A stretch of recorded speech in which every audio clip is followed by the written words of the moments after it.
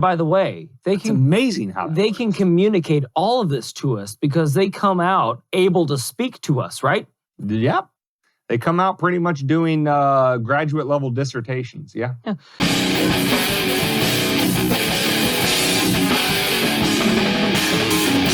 So on to the Culture Corner segment. We have Harvard Medical School. Again, repeat offenders. If you remember a few... Hold on. Harvard, is that like a public community college or is that like a... No, private, massive endowment, like supposed one of to the be smart biggest people. One of the biggest, brightest, only the...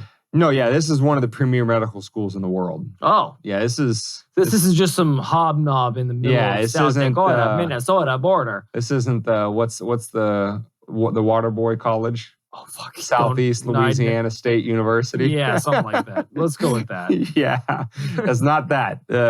So Harvard, again, repeat offender, because if you'll remember a few episodes ago, I should have the number off the top of my head, but I don't. A few episodes ago, we talked about the Harvard Medical School published, I don't know if it was an article that was published or a professor was teaching, that fetuses in utero. Jesus, you hit that pretty hard, didn't you? Fetuses! I don't know if it hit it that hard. Yeah, anyway, that's what fetuses in utero know they're transgender. If you remember when we covered that. Well, now Harvard is taking it the next step. Well, at least they've moved outside the womb now. Oh. Now they are teaching, I'm going to just read the title for you. Harvard Medical School offers course about healthcare for LGBTQIA+. Why stop there? Infants. Do the whole fucking alphabet, you losers. Which medically is defined as birth to 12 months old infants, with curriculum offering lessons in areas including OBGYN, pediatrics, and plastic surgery. Now, one might think, other than an infant coming out with, a serious physical defect like, a cleft palate or something like that, where does plastic surgery fit into this whole thing unless you're doing what we're all thinking and chopping off baby parts because you're thinking, well, this infant popped out, knows that it's a girl, despite the fact that we can clearly see that it's a boy, or vice versa. And you just start going chopping off parts before the baby even knows what up from down. Well, it's weird. This whole concept fails me at the point where... So that you said that they say that in utero, this child knows for a fact that they are the sexual identification LGBTQ. Opposite of what their chromosomes tell them. Correct. Yeah. They know. But they know that complex sexuality, but don't know how to use the fucking toilet. Pretty much. Can't walk yet. Can't even crawl. If you just set them on the floor, they'll... But they have these very complex issues figured out so directly. Or as these people like to remind us, right? Gender is just a social construct. So these babies pop out knowing first of all, what a social construct is. And second of all, knowing which society they were born into. Dane, can they say... If this baby was born in Saudi Arabia, based on that society, it ain't coming out thinking that it's anything other than what it was born. But that baby not only knows what gender it is, it knows it was born in the United States or some other Western country that partakes in this nonsense, knows that it was born in that particular society for which gender is a social construct for which they know that they can switch at the drop of a hat. And by the way, it's amazing how they can communicate all of this to us because they come out able to speak to us, right? Yep. They come out pretty much doing graduate level dissertations. Yeah.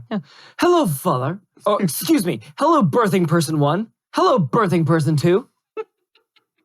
I've come out as cisgender. I'm sure you're all relieved. I gave it a long thought. Wait, cis is that they identify with what they were born with. Right, exactly. Okay. I'm sure you're all... Can I finish my goddamn skit? Sorry. Before you interject, Lorne Michaels? My bad. Go Christ ahead. almighty. I'm sure you're all relieved that I've chosen this.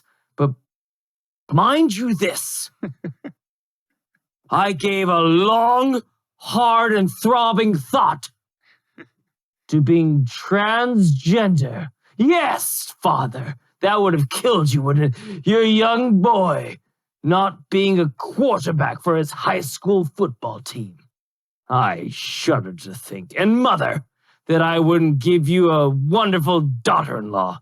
How dare you? You should both be ashamed of yourselves. I'm moving on from this frivolous filth. Scene. Okay, now you can go, Dane. Are you Thank done you. real life, Stewie? Coming out talking like that?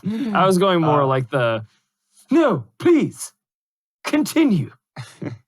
So and the reason why this is in the culture corner, I mean, other than the obvious culture wars, is this is just another notch in the column of the kind of push towards global depopulation, right? And so when you hear things like this Malthusian concept of, well, there's too many damn people in this world and human beings are a cancer, they're a blight on this planet, and there's too many of us and we need to weed them down and all this kind of stuff. Think about all of these different policies which either shame or in other ways disincentivize having children. So obviously if you're switching the gender of children, whether it be now it seems like 10 is a ripe old age if they're doing it, right when they're born. But if you start chopping off baby parts right when they're born, well, guess what? And feeding them hormones opposite their gender, guess what? They're not going to be reproducing. Or when you think about this pushing women into this boss bitch mentality, right?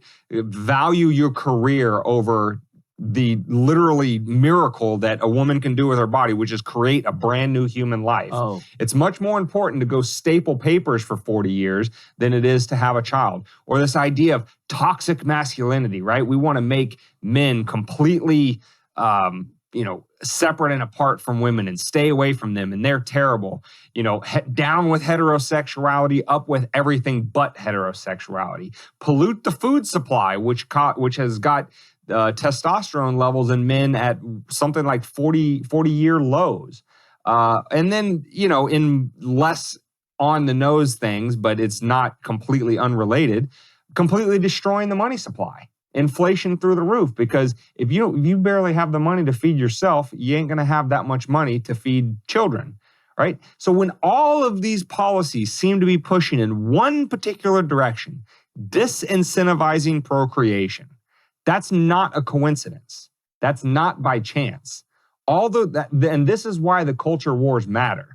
I see a lot of libertarians and conservatives be like, oh, well, I hate it. I like it when this politician does, like they say this about DeSantis. I like it when he does COVID stuff, but I don't like it when he gets into the culture wars. The culture wars matter because there are people out there in high positions of power, I'm looking at you, World Economic Forum, who look at human beings like parasites to be eradicated.